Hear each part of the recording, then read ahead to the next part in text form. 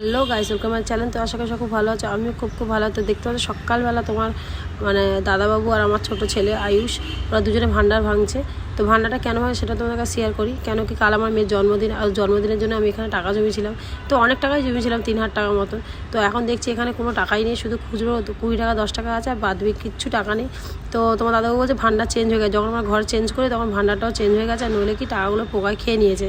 তো তোমরা কমেন্ট করে বলো যে পোকায় কী করে খেতে হয়, যদি বা পোকায় খেতে তারা তো ছোটো ছোটো গুঁড়িয়েও থাকতো টাকা। তো দেখছি এখন কোনো টাকাই নেই, মানে কোনো কিছু অংশই পড়ে নেই যে আমি কী করে বুঝবো যে এখানে পোকায় খেয়েছে টাকা। আর আমি গুনে টাকাটা দেখি যে 460 টাকা হয়েছে, মাত্র 460 টাকা। তো আমার এখানে 500 টাকা নোট, 200 টাকা নোট, 100 টাকা নোট আমি কিছুই পাইনি খুঁজে। তো তোমার দাদাবাবু মানে আমাকে যেমন বোঝালে আমি তেমন বুঝলাম। তোমরা কমেন্ট করে বলে যাও যে ভান্ডারে টাকা জমা মানে মাটির ভান্ডারে টাকা জমালে কি টাকা কি পোকায় খেয়ে নেয়। তোমরা প্লিজ কমেন্ট করে বলে যাও। আর দেখছো এখানে আমি যে খুচরো টাকা, আর এই যে পাগলিটার জন্মদিন কালকে, এই যে ছোট্ট পাগলি, কালকে 1 বছর হবে। তো ফেব্রুয়ারির 12 তারিখও জন্ম নিয়েছিল, তখন ছোট্ট কিউট মেয়ে ছিল, আর এখন দেখো খুব বড় হয়ে গেছে, হাঁটাও শিখে গেছে 1 বছরের মধ্যে।